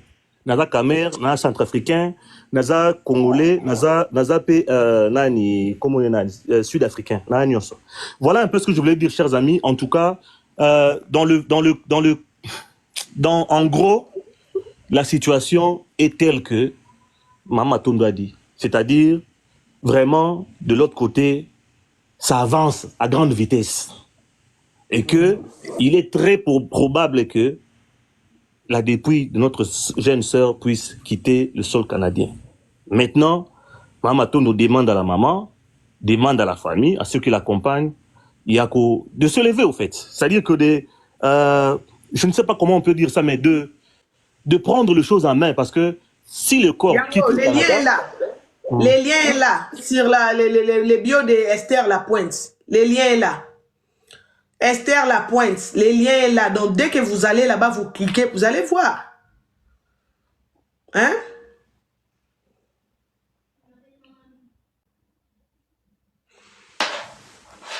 Voilà un peu Maman Matondo. Pour l'instant, je m'arrête là.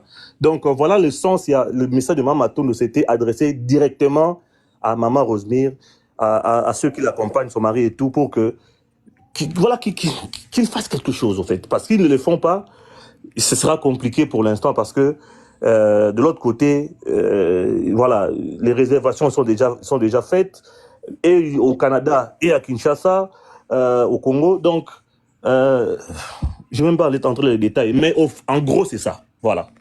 Merci beaucoup, Maman Matondo. Ok. Ah, au bon sola lelo, hein? Non, moi je suis là. S'il y a des questions que vous pouvez poser, il n'y a pas de problème. Ou si vous, on peut par rapport à tout ce que moi je viens de dire, ton analyse. Donc, la somme est nous avons déjà récolté 3300, c'est rien ça. Avec ça 20 personnes, il y a 3312,70. C'est rien, c'est rien. Je sais pas si avec ça là on va faire quoi. C'est rien. Ouais, par rapport au groupe s'analyse nayo.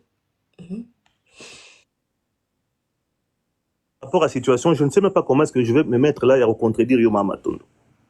En fait, on a tenu ngai na contredire Maman Matondo oyo aza na dossier c'est-à-dire aza wana aza en contact na ndenge makambo eza ko salema. Je ne vois pas comment est-ce que je vais commencer à rêver ici à dire autre chose, mais tout ce que je pense que sincèrement et franchement si la maman pense que le corps doit partir, ok? Sur la monique, nous autres, c'est Kende. Je pense que vous allez bien à Ebisabisote. Pour nous, à taille Ebisabisote, ils ont la moto, moi, quand tu as na Ebisabisote, que ton monique et Sengeli na biso et Kende. Au moins là. Non, Papa Freddy, attends. Les informations de. Il y a programme, il y a corps. Écoutez, je vais vous dire la vérité, c'est papa qui m'avait tout expliqué. Hein. Là, je vous dis la vérité. Proche, il y a maman expliqué Bino. Moi, je confirme à tout le monde. Programme, il y a funérailles, il y a exposition à Montréal. Ils ont papa m'a expliqué dans le téléphone. Donc, cela veut dire que papa expliqué que les autres funérailles, c'est parce que ils sont d'accord. Il faudra Moutoumora Loba. Bonne question. Bonne question. Il y a un moment que moi personnellement, dans un moment où contredire yo mutoza ne babana français, tu es dans les méandres de la situation, c'est-à-dire que tu es là. C'est pas que tu es au ciel et la terre est sur terre. Tu es toi-même sur place.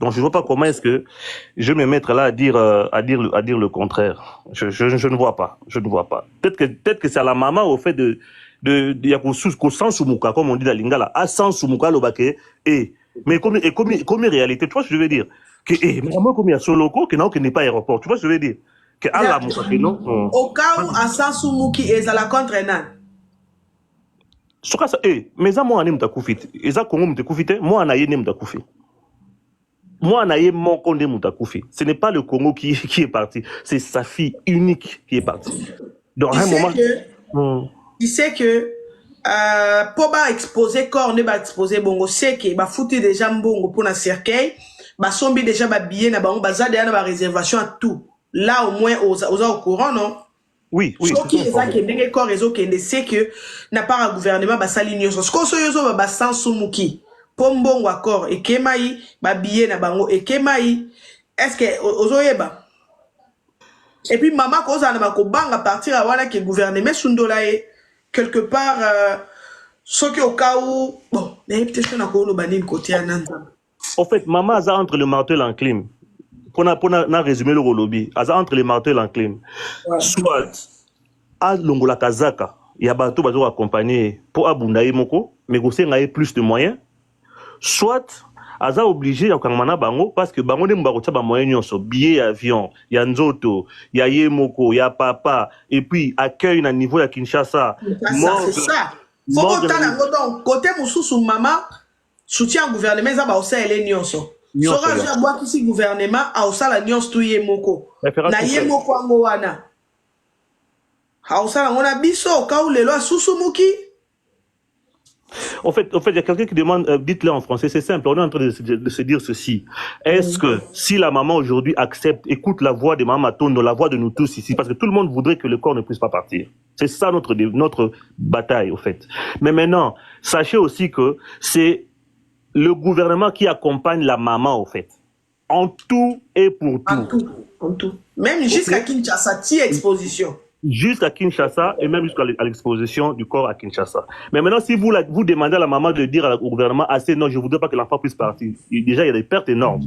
Il y a des réservations qui sont effectuées, il y a de l'argent qui est sorti au niveau du Canada, et beaucoup, c'est pas peu. Et après, au niveau de Kinshasa, à l'atterrissage de l'avion, la prise en charge de la dépouille, la prise en charge aussi des obsèques, bref, c'est toujours le gouvernement. Donc la maman est maintenant entre le marteau et l'enclume. Nous écouter maintenant, c'est-à-dire que c'est oublier tout ça. Donc, c'est comme si on vous donne un $100,000, exemple, hein, c'est un exemple. On vous donne un gros montant pour vous aider aux obsèques de votre fille. Votre fille est l'unique, mais il y a plusieurs autres cas que le gouvernement gère. Il y a par moment même ne gère même pas. OK? Donc, le gouvernement, je dis ce qui est vrai. Mais maintenant que le gouvernement a mis le paquet, vous allez dire non à ça. Mais est-ce que c'est quoi la contrepartie? Parce que maintenant, au moment où nous parlons, quand on regarde le GoFundMe, là-bas, la cagnotte, $3,000. 3,000 qui vaut na dollars américains combien? Tout ça, on a 2,000 et quelques dollars. Dans la cagnotte, 2,800, on a 2,800, 2,900 dollars. $2,900 américains. C'est rien. $2200 américains, alors que de l'autre côté, tout est déjà mis en place, tout est sur la table. Ah ouais. C'est seulement accompagner des prix de sa fille à Kinshasa. Donc, maintenant, où est-ce que vous mettez la maman? Quand on vous dit contribuer, bozo salangote. Maintenant, bah là, boko mata kita, malo, pa. Mais à la fin de compte, Donc, c'est la fin de l'histoire. Pour tous ceux qui voulaient avoir la réponse, Freddy vient de vous répondre. Donc, ça, c'est la fin de l'histoire. Vous avez compris. Hein, Freddy, expliquez. Oui, mais quand vous dites, par exemple, qu'elle rende le résultat de l'autopsie, mais si elle-même, elle n'est pas d'accord avec ça, par exemple, elle ne parlera pas, elle voudra que les enquêtes continuent même après que le corps de l'enfant soit parti. Ça, c'est de son côté, en fait. Elle pourra peut-être se battre pour que ça puisse continuer. Si elle vous donne le résultat de l'autopsie maintenant, dites-vous que même elle-même, elle est en train de boucler le dossier. Est-ce que vous comprenez ce que je veux dire? Parce qu'il y a d'autres éléments que la police garde encore. OK? Il y a d'autres éléments de la police, de l'enfant que la police garde encore. C'est-à-dire qu'ils n'ont pas bouclé à 100% le dossier. Donc, si elle dit ici que, OK, elle sait déjà, exemple. Donc, c'est qu'elle-même, elle dit que c'est fini. Or, dans son message, elle nous a dit qu'elle attend la justice divine, mais aussi la justice terrestre. Donc, c'est qu'elle tient encore à ce que l'on sache qu'est-ce qui s'est passé avec sa fille. En fait, c'est un dilemme. Ça, sincèrement, il faut dire la vérité. C'est un dilemme. Moi, à sa place, je dirais un dilemme. Voilà un peu ce que je pourrais dire. Parce que quand j'entends qu'il y a même des bus qui sont disponibilisés au niveau de Trois-Rivières pour prendre des gens gratuitement, s'il vous plaît. Il y a des bus pour prendre des gens gratuitement à Trois-Rivières.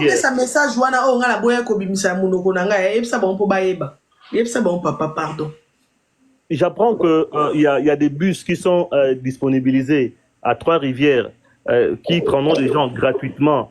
Comment on appelle ça, de Trois-Rivières à Montréal et de Montréal à Trois-Rivières. Gratuitement, s'il vous plaît. C'est qu'il y a une forte mobilisation. Moi, maintenant, je ne sais pas, je vais vous poser une question quand même. J'ai comme l'impression que même les étudiants aussi de l'université, ils ne disent rien. Non. Ils sont là comme des abbés dans un couvent, comme des sœurs au monastère. Vraiment, c'est un silence glaçant, alors que c'est votre collègue qui était avec vous, qui a subi une situation qui peut vous arriver. Mais ça, sincèrement, ça, c'est l'inquiétude de mon côté. Pourquoi est-ce que les étudiants eux-mêmes, ils sont là, calmes, bouche bée, c'est comme s'ils sont des sourds-muets, c'est comme s'ils sont des aveugles. Mais sincèrement, ça dérange. Naïvement, Matou, tu peux me dire beaucoup, trop plus par rapport à ça, parce que j'apprends que ce sont eux, au fait, qui sont dans, comment on appelle ça, qui sont activés, hein, ils sont actifs dans yeah. Bon abino bateau bovanda na Trois-Rivières. Tu vis à Trois-Rivières, à Lévis, si c'est où, tu peux conduire, Québec City, tu peux conduire, tu viens jusqu'à l'université. Il y a des bis. J'avais dit que je passerai pas, merci, très spécial, je passerai pas à la communiquer, mais là, au moins, bon. Il y a des bis qui vont vous prendre ici, vous ramener là-bas à Montréal, de Montréal à Trois-Rivières. Gratuit. Donc, tout a été déjà prêt. Donc, maman, tout a été déjà prêt. Ce qu'on a besoin de gâteau de banine. Mais, ils ont marre. Pourquoi est-ce que les étudiants eux-mêmes ne se lèvent pas? Je ne sais pas. Pourquoi est-ce que les étudiants... Baba ndo kata bango, bana mboka bato. Bami bimisa mutu pour classer comme la bango compliqué. Et, tika bana bato. Baba ndo bimisa mutu pour baba ndo bandela ba classe 6 fois 7 fois. Bazo banga. Bato baebi makambo bien koleka biso bazate ke bana wana ba ya université wana. Yo moni ba on bibi, yo moni ba on lobby, yo moni ba on makambo bazo banga po mbongo ese ebele, de ba mama ba on ba esi on ba kanga bambanga na bango, 3 bazana mboka batu bazo banga. Bazo banga eza ba congolais bazana ba makambo bien koleka biso bazo banga. So c'est comme les bango, surtout ça ne total na miso. Ah, so e comme les bango e comme les bango ngana ate. Wana ngana ozana zemi ya munene na otala ngokabo na otaka ndeti ndako ezozika zemi ya munene. OK. Donc voilà un peu, chers frères et sœurs, la situation. Voilà un peu la réalité, au fait. la réalité de la situation. Mama Tondo, en fait, aujourd'hui, elle est montée pour dire, comme on dit, que non, sous blanc saying, c'est-à-dire que Abimi, misu na misu, mbunzu na mbunzu. Donc, elle est venue dire des vérités qu'elle pouvait cacher, mais elle le dit comme ça, droit aux yeux, pour que l'on puisse casser, briser le tabou. Parce qu'il y avait un tabou. Mama Tondo a voulu que ce tabou puisse se passer à côté, qu'on dise les choses comme elles sont. Voilà la réalité, elle est là. Voilà. Mama Tondo, vous allez faire monter les gens? Attends, Mama Tondo dit à la mère de faire une contre-expertise et de ne pas partir avec les corps. Corps, c'est qui n'a mis au tolo, il y a derrière Kinshasa.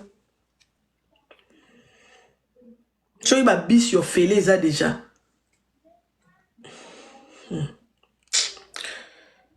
Ouais, je vais maintenant. Je veux pas que les gens prennent beaucoup de temps. Non, ça énerve quand Papa Freddy peut rester, hein, lui c'est un frère. Vous venez, dites ce que vous pensez, on veut les résultats de l'autopsie. Ah, ya mwana ye so aloba ki boza na misu e bozo monate. Neti nga. Soki nga na bizaki loko abino. Na uzana posa résultat autopsie pour ani. Non, na molimo nde na olobila corps est comme kin na molimo. Non, uzana posa autopsie pour ani. Pourquoi j'aurais besoin de ça? Bino moko na mutu na bino boko ko yeba réponse te. Pour ani bozo luka réponse.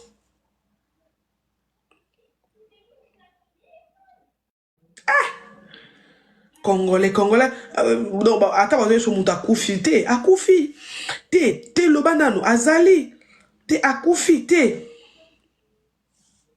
En fait, les gens sont dans ce qu'on appelle en français le déni, au fait. Mais j'ai comme l'impression que la maman n'est plus dans le déni. Elle est dans l'acceptation. C'est-à-dire, enfin, elle a accepté. Parce qu'elle ne dit plus rien. Et peut-être qu'elle n'est pas obligée de dire quelque chose parce qu'elle est en train de faire son deuil. Mais ceux qui sont sur les réseaux sociaux, ceux qui sont sur Internet, chez eux à la maison, ils sont encore dans ce qu'on appelle le déni. C'est-à-dire, Baza Koboya, ils ne veulent pas accepter. Non, bon, maintenant, dis-moi un peu, Koboya Nabino, c'est par rapport à quoi? Pourquoi vous refusez? Hein? La famille, pour les gens qui ne veulent pas accepter, vous ne voulez pas accepter comme quoi? Le quoi nini? Lelo ni bobo yoro ni manakatiwana. Ma chérie. Programme de funérailles d'Alexandra Diengo Lumbai. Mardi le 5 novembre, à Christo, à Montréal. À partir de 10h à 12h, c'est le moment que nous allons pleurer. Ok? Exposition à la maison funéraille Marius Poiré à Montréal. Donc là-bas, à partir de 9h, arrange-toi. Polo blanc avec les visages d'Alexandra. Là-bas, de 10h à 12h, c'est pour pleurer. Après, nous prenons la route pour cathédrale, messe de recueillement. Cathédrale, Marie, là-bas, c'est pour prier. Pototika, Moli Mwanzambe, rendre l'âme de l'enfant. Papa Angelou Bayambaye. Et témoignage, tout. Et puis, nous allons accompagner Alexandra demain matin à l'aéroport Montréal. Baki.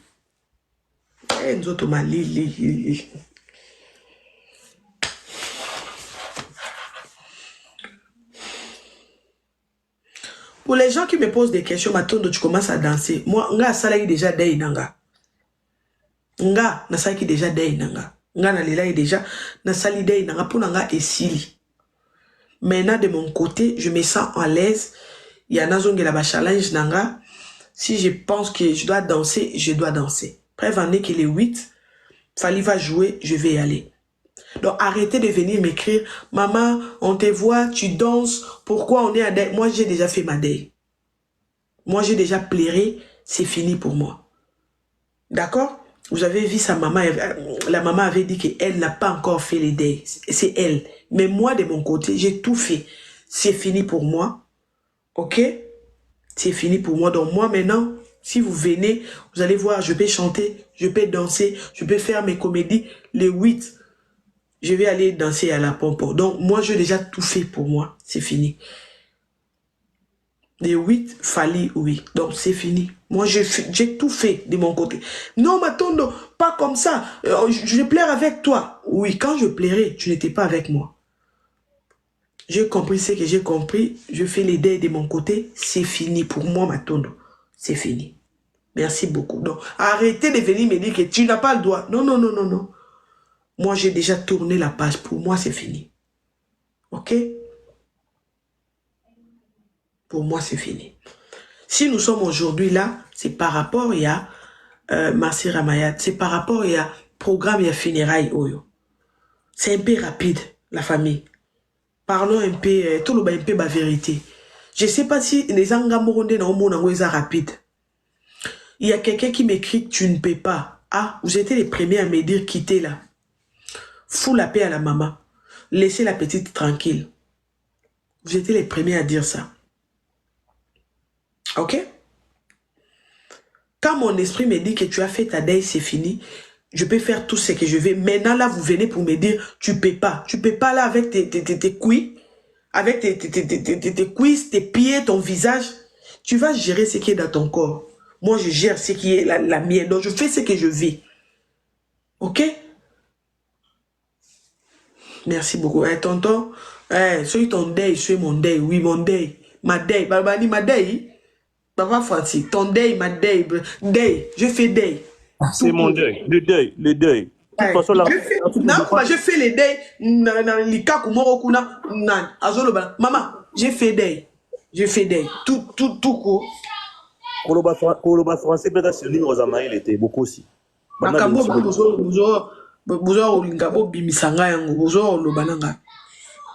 Ok, on va écouter notre papa qui... On prend pas beaucoup de temps. Allô? Allô, ma soeur. En fait, excusez-moi. Oui, en fait, Nalingana a intervenu. Merci, Noémbinga. Moi, j'ai 2-3 questions. Ce qui est au gouvernement des pressions. Parce que la maman d'Alexandra, elle a été, bon, logiquement, elle est financée par le gouvernement. Ah, oui. Non, quand je dis financé, c'est-à-dire hôtel Naye. Ah oui, financé, oui.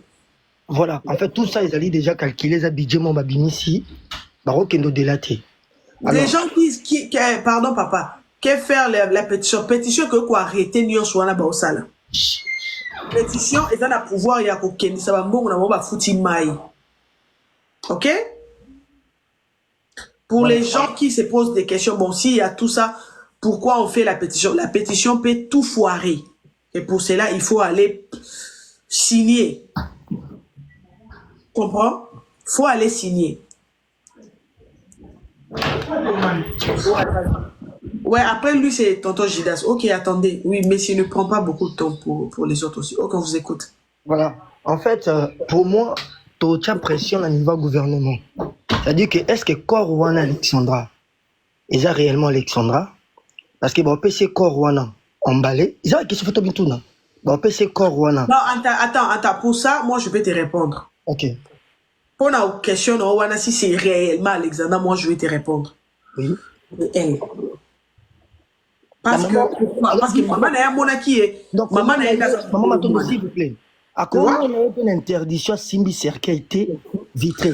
C'est possible. Vitré, à Monaki, à Moni sans vitre, à Moni Moananaï sans vitre. Vitré. Voilà.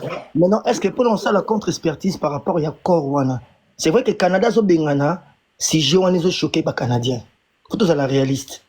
Si Joana est choqué bango, Bakoru s'appelle Korna sol na bangote. Donc c'est tout à fait logique, pas bengana Korwana et Bima et Kende Congo. Alors, toi, tu as pression à niveau gouvernement, ce qui possibilités ali, bah ça va contre-expertise pour voir réellement l'Iwana est causé par quoi, et puis surtout continuer pression.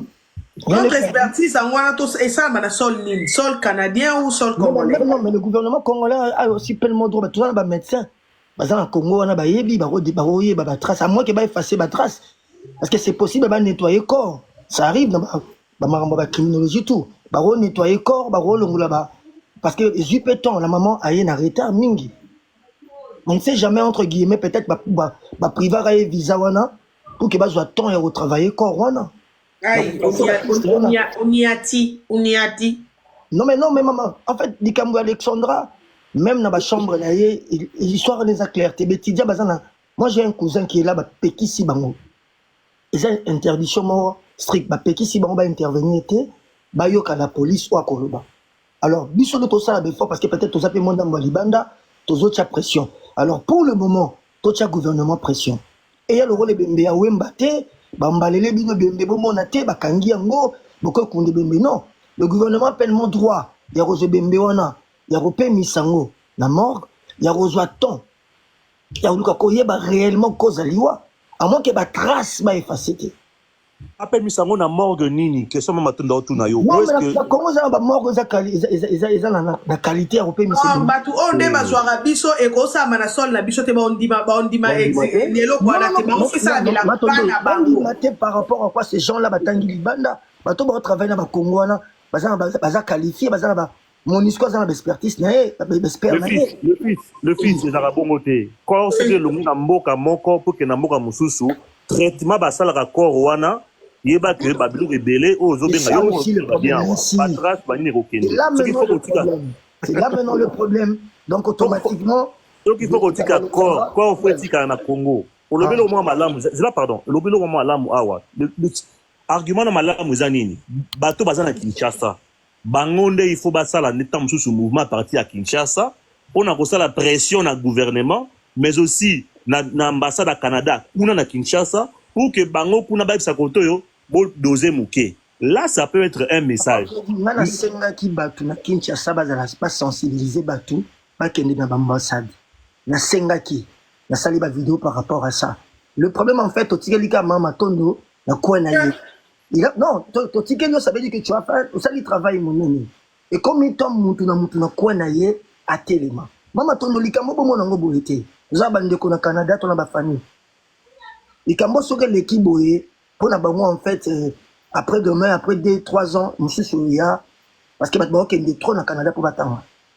Donc, tu continues ta pression, espérons que le gouvernement paye, à redire soit. Quand tu as ce budget, il y a aidé maman en Atika na sol du Canada pour qu'il va continuer l'enquête. Parce que ce bon lobby qui est bembé au Canada, il faut que le gouvernement andi mappé pour financer Morguana, là c'est Bembezali. Il faut que tout le gouvernement pression là. On a maté biso moko. Non mais tout ça la vidéo, tout la photo de la maman Denise. Nous avons 2 jours. 2 jours j'ai belé qu'on changer maman Tondo. Oui, on a 2 jours. On peut faire de ça sali vidéo, botaguer bango, to lobby en fait, boye bembe qui nous avons pleinement tout ça pas congolais, on a besoin de balikambo. Tout ce gouvernement pression, tout ce maman Denise pression que to boye parce que bango ne bazo financer mbongo. Ya ko longole bembe kuna po ya Congo. To boye bembe ya. Bato bazana Kinshasa ba boya e bembe e ya. Oui, non mais maman, to ba yete, to ça 2 jours ya retia pression. Ba yo karabi to ça peuple. Baroyoka biso bakosala auto sengi bino kokende lobby sur place sur terrain boyi bisa maman Alexandra que toboyi et bembe et biba ça bembe monsieur zora ba 6 mois ba une année na ba poto ne fanda ba osala banquette pourquoi pas Alexandra za la bongo poni ba minimum na précipitation parce que le gouvernement lingi ko dépenser ndete bokene na fondation à première dame. Non, mais tout le monde doit. On est là, tout ça, tu es belé, mon amour, c'est la vidéo, on a quoi, on a yé, aboya. Ndeko, il n'y a pas seulement une vidéo. Il faudrait aussi être sur place. J'ai vu des vidéos des gens qui étaient allés à l'ambassade à Kinshasa. Ils étaient quand même nombreux, plus de. Alors, mettez l'ambassadeur en pression, parce que le problème, c'est quoi, en fait? Les alliés qui sont que Bemba Alexandre Tikali na sol, l'État canadien a décliné responsabilité à Kouana. C'est vrai que pour la bango, kuna ba mort, le réunion soana, ils a écouté rebelle, c'est vrai. Alors, il faut, gouvernement a un engagement wana, pour que Bembetika a retiré ma dépense naïe, tout continue au tia pression. Moi, je suis sûr et certain, vérité, Bima. Franchement, vérité, Bima. Et puis, le gouvernement a tinda banqueter na biso. C'est possible, na Congo, 2-3 personnes, bah, yé, bah, comme na sol wana, bah, bandi ko inquiété, bembe wana, na manière na bango, poni, bah, ça, bah, rosa, bah, libériate. Camerounais, pourquoi? C'est possible. Honnêtement, c'est une Congolaise, elle mérite aussi respect. On a mérité quand même. Si on betika le gouvernement, na obando lobaka na misu. Si on niatika gouvernement. Non, maman Tondo, nous avons 2 jours. Émission Oyezo la matin la présidence. bande kwa ba ya ba ministre bazotala yo batu nyonso bazotala yo bayebi likambo yo tozolo bayango totia pression wana ba financer mbongo ebembe tikala papa ya Alexandra na mama ya Alexandra ba boya kozwa corps ba futa peut-être 1 mois ou 2 mois ba senga ba banquette c'est possible ça droit na bango à moins que bango si ba signer bandini parce que Canada bango de bandima ki kala. Mais parce que Canada zo benga l'information, maman attendez, information les autres déranger Canada. Est-ce que vous comprenez? Information on les autres dimanara, et ça la couleur il y a racisme. Bango bazo supporter les solo on est dans la continuité. Quand on va panel bazo supporter que les solo Alexandra. OK, ça bongo. Mutu o batu o fa ba yebisa la maman vérité ça batu ba accompagner qui tant bon ba yebisi yango te. Mais ba organiser nyonso ba futi ba bon ba transport ba futi. Matondo. La maman, elle est faible. Tu as dira visa na été. Na yebi dira vite. Azui visa long séjour, court séjour, tu éviter. La maman, elle est sous pression. Le monsieur, quand même, il devait aussi. Il y a un mot de ça, il y a une vidéo que Senga ne fils que rapport mort à manqué parce que nous avons pleinement droit à cette information. Na tout nous siko confirmé que maman moné bembe. Et papa n'ogi ko boyango. Quand vous avez dit que maman moné bembe. Toi qui yo tundimi yango. Donc vous avez droit à information par maman Alexandra. Peut-être pour une ton mentalité, il y a ma conférence de presse. Elle a fallu aussi retourner vers nous, peut-être, hein, te poser 2-3 questions. À ce moment, il y a les morts à Kekoloba. Pour l'ambassadeur à Canada, ils ont battu la poste. Le monsieur.